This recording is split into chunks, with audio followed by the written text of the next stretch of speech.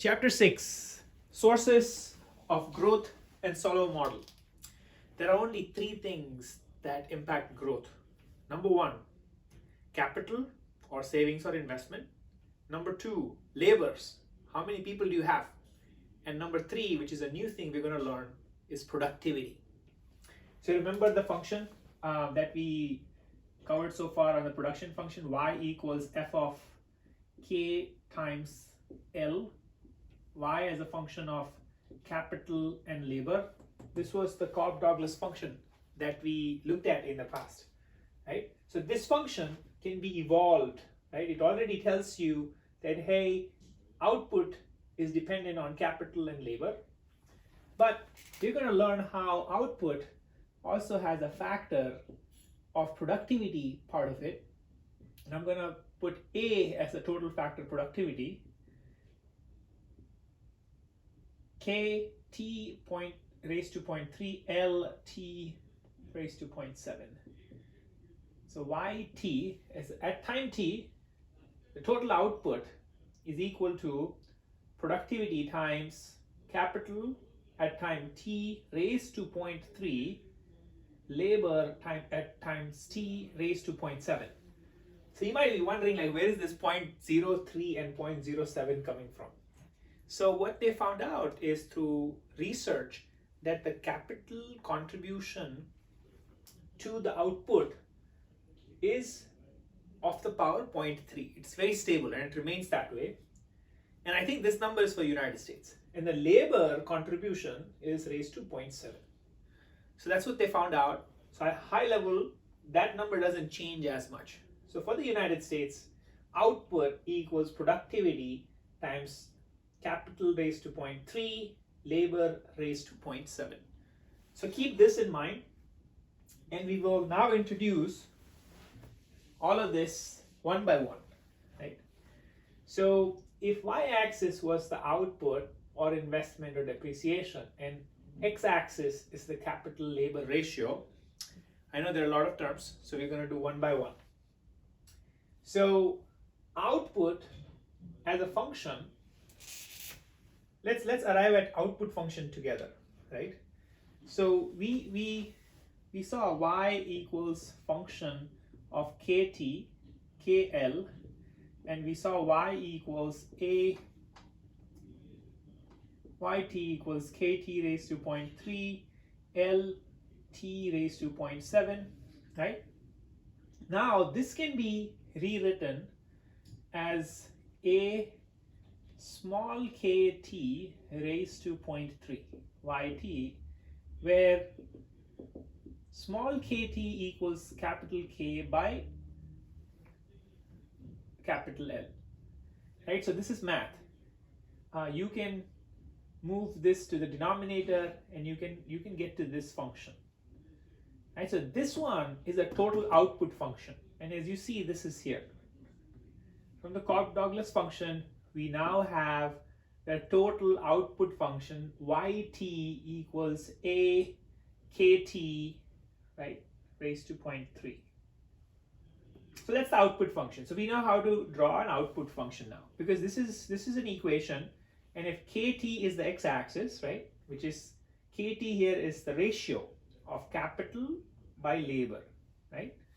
So now I'm going to erase this, but you now know how we got to this curve, this output curve. This output curve has this variables a kt raised to 0.3. I'm going to rewrite this. So once we know how to draw this curve, yt equals a capital ratio t raised to 0.3. And that's a total output. Now,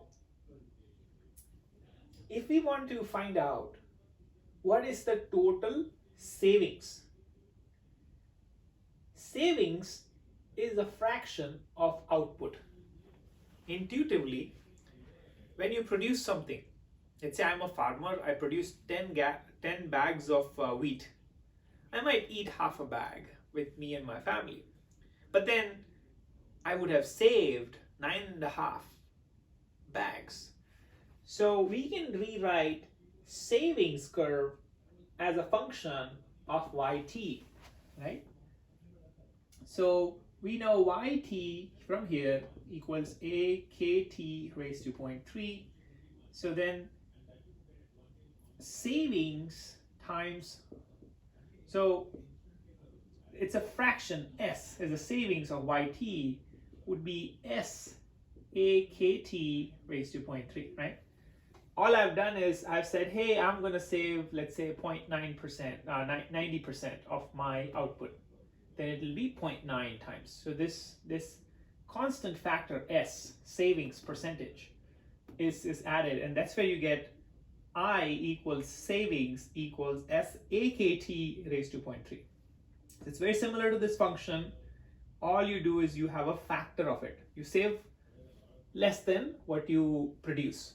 So it has an investment saving curve. And we've seen how investments and savings are same. I think the assumption here is that it's a closed economy, and I've covered some of these things in the previous videos.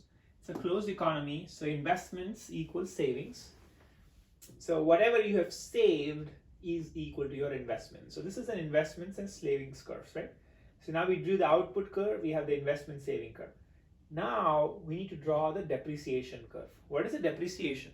Depreciation is if you have capital goods like machinery, factory, they depreciate. They lose value over time. As you use them, you have to eventually replace them.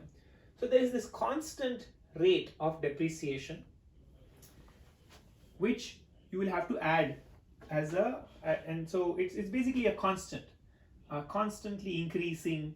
You know, at some point you will have 2 units of depreciation, then 3 units.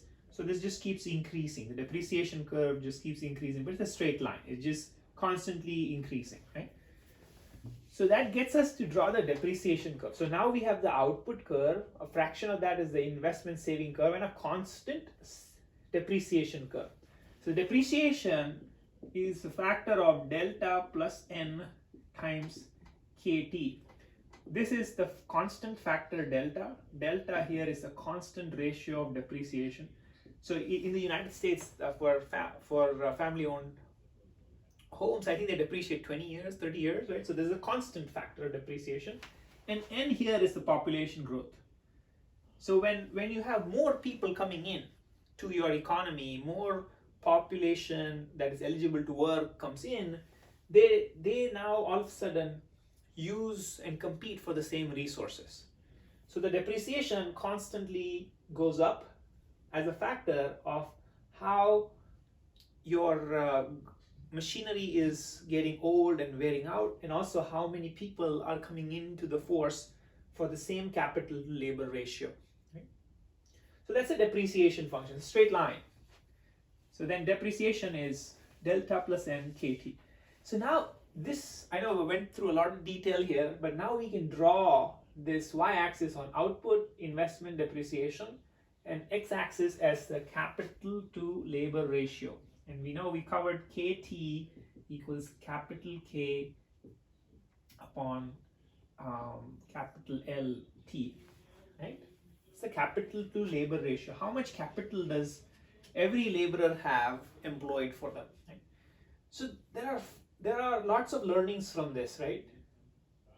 First, this I think is the topmost equation to remember. Output or growth, right? This is growing, this grows, right? What is this output dependent on? The output is dependent on productivity A, it's dependent on K, which is the capital to labor ratio. So there are these these 3 things, right? A, capital L, and capital K, right? So these are the factors that determine output. Output is nothing but growth, right? What is the total output? It's actually slightly different than growth, because this output can remain steady. But growth is like, hey, this is, let's say this country is generating this output, but then if it wants to generate a higher output, right? Something like this, a larger curve, then some of these equations have to change, and that's what we're going to look into. So what are the four ways in which you can change this, right? I think if the depreciation curve, before we go into the 4 ways, let's find out. So where the depreciation curve intersects the investment and the savings curve, right? This point. At this point, this tangent at this point and at this point, they are like at similar, meaning that whatever your company or your goods are depreciating at the same rate as the output. So this is a steady state point, this point. And if you plot it down, this is K star, this is a steady state point. What this means is that your goods and services are that you're generating and the depreciation is balancing out, meaning it's just steadily growing at the same rate. If you don't, if you stay here and if you keep your capital labor ratio here, then this will be like a flat, like straight, right? So that is the key learning here, the first one, which is capital labor ratio eventually converges to this point called K star, which is this point. So in case if you have a capital labor ratio here, what does this mean? That you have more capital, right? And so your it's gonna start to drift this way. But if your capital to labor ratio is here, then it's gonna start drifting this way, right? Towards reaching that equilibrium point where there is a steady state growth. The implication to this is the following. If there is a high growth country, right, high output or high growth, then their per capita income would be low, right? Because then they will converge to this. But if your output is low and your per capita income is high, then again you will converge here. So countries that have higher per capita income, which is a proxy of higher standard of living,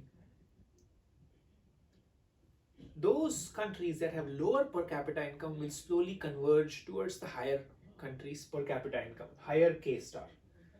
So higher growth, lower per capita income, lower growth, higher per capita income, right? So in the United States, we have the highest per capita income, almost top, right? But the growth is low. So what that means is that countries over time converge. If you have high growth, then you will have low per capita income. Eventually, you will converge towards something like the United States, right? That's what this model tells. That's the first key takeaway, that countries over time converge. And the way they converge is through this relationship of growth and per capita income. So it's an inverse relationship, right? If you have higher growth, then you'll have lower per capita income. If you have lower growth, you'll have higher per capita income. So that's the first point. The second point, if you have higher savings, so what happens if you have higher savings? So this curve will become like this then, right? It will go up, right? So at that point, this intersection will be somewhere here, right? So the K star will be somewhere here. So if your saving goes up, let's say your country starts to save more, then this curve will shift up. And so then your capital labor ratio will go up.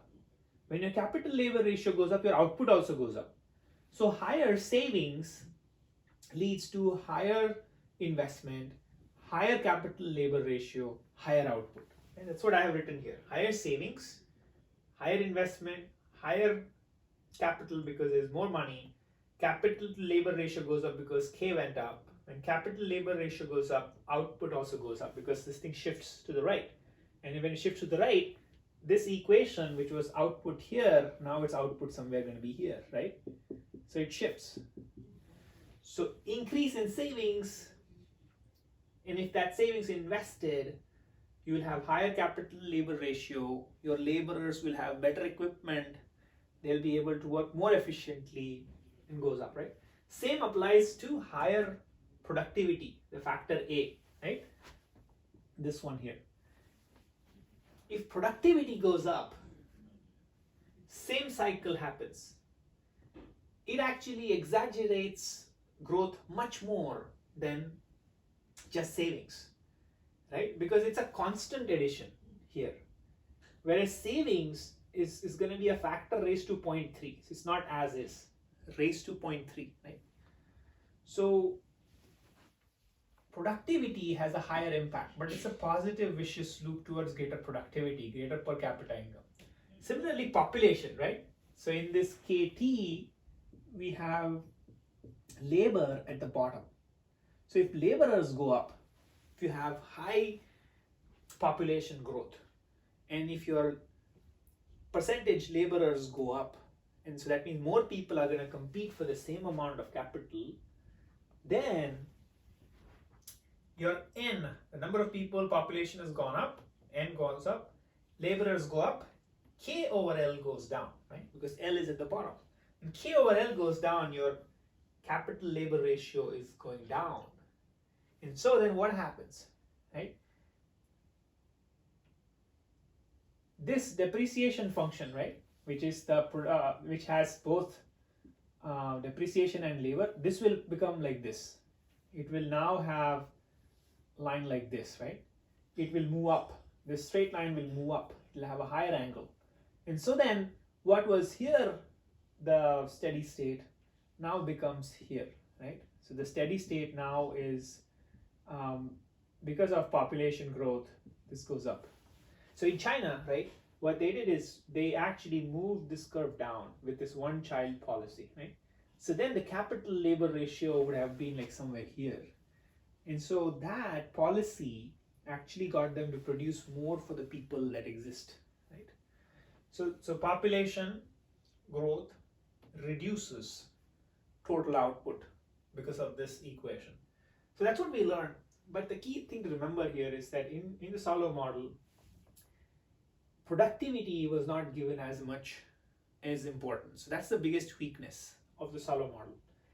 Productivity A, the total factor productivity, which is basically nothing but like what's the impact of technology. If you have higher technology, higher efficiency, then your overall equation of output will be impacted much more. So it considered A as exogenous, meaning it's given, it's fixed, it's constant, right? But we've seen now that A actually has the biggest impact. And we'll go through growth accounting as well right after this.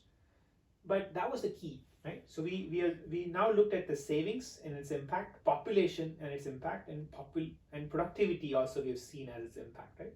And at the very beginning, I covered convergence as to how growth and per capita are inversely proportional. And so these countries with a higher growth, like let's say India and China, they'll have lower per capita, and so they'll eventually converge. So those are the 4 things we learned, including the weakness of not considering productivity in a big way in the solow model, right? So there are 3 assumptions also that the solow model has. One is that the savings rate is fixed, right? The savings rate can increase and decrease, right? The second is that every country has the same level of productivity A, right? That's the biggest assumption.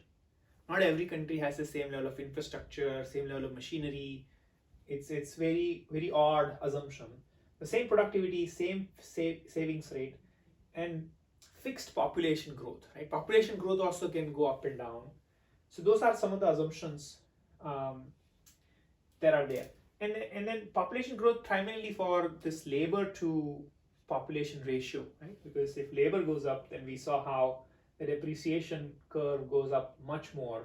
But if the labor goes down, then the depreciation curve goes up, right? So it's basically K star is the golden point here, right? How investments and savings, how we get to this different K star, the capital labor ratio, how the capital stock of the company is now being competed by more people through population, right? So we've looked through all of this. There are lots of really good equations here. So we know we have the Cobb-Douglas function, production function, y equals FKL. But now this can be used for, this is a total production function. But if you want to use a per worker production function, which is the per capita, right? This is the output or per capita, right? YT will be AKT 0.3 L 0.7, which I showed earlier in this video.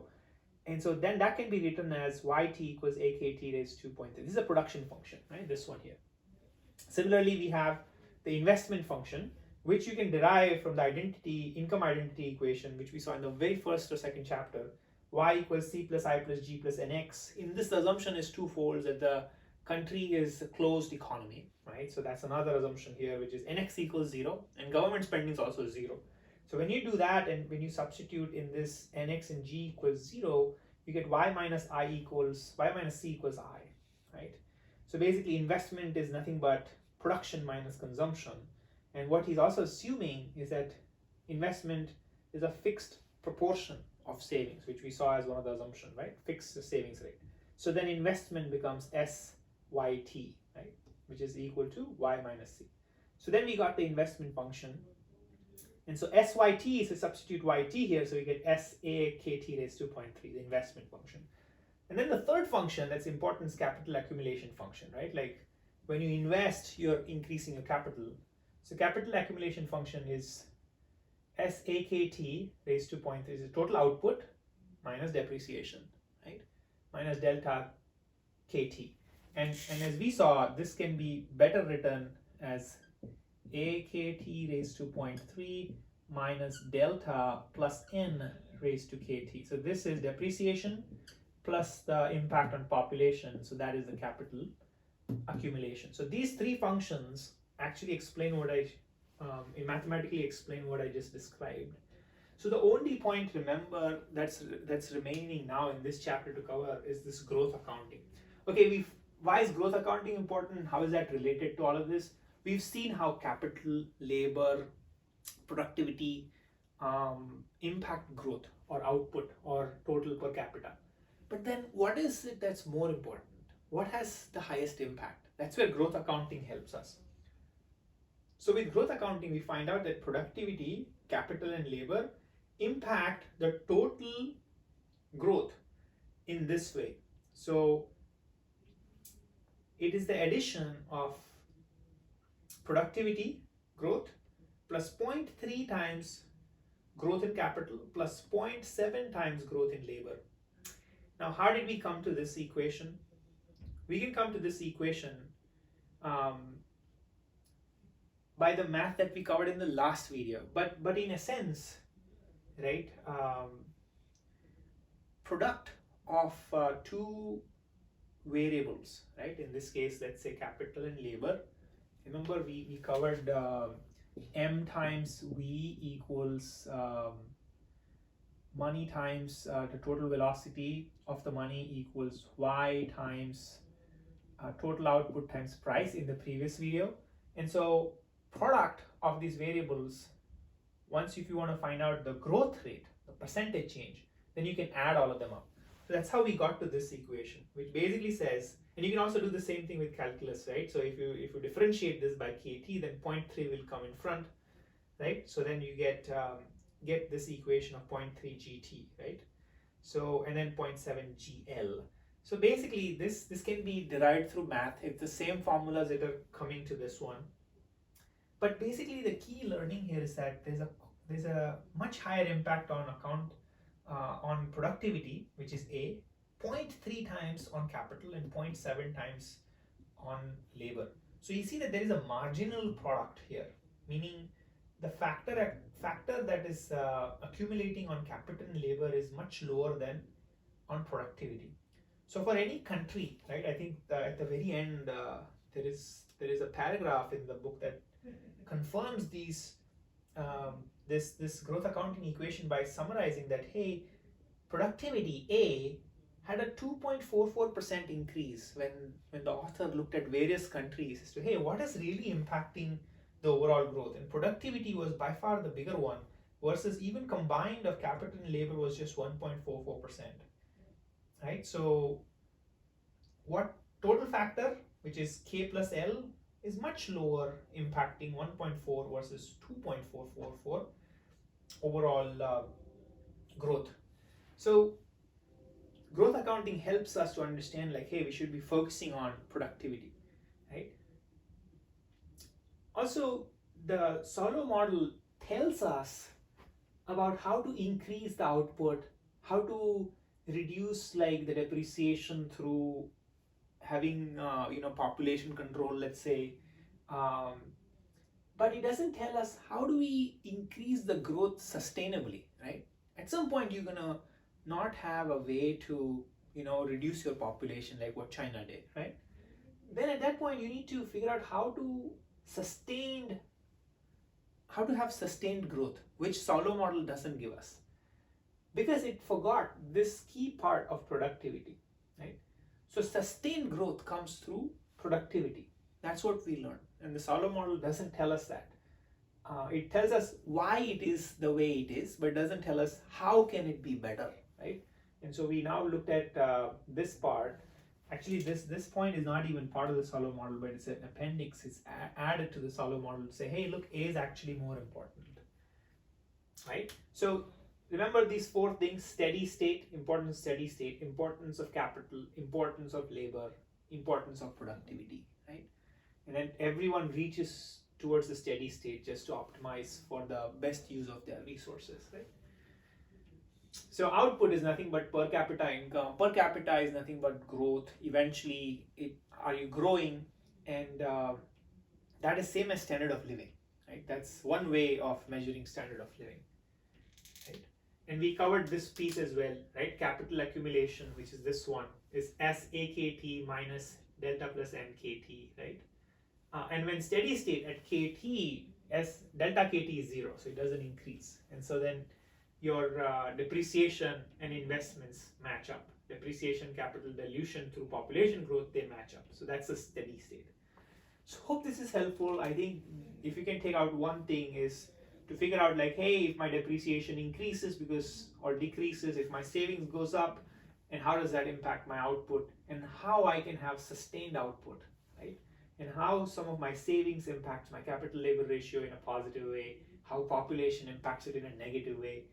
That helps us to build this map of like what is important when we make decisions about growth and long-term growth, right? So sources of growth and solow model, done.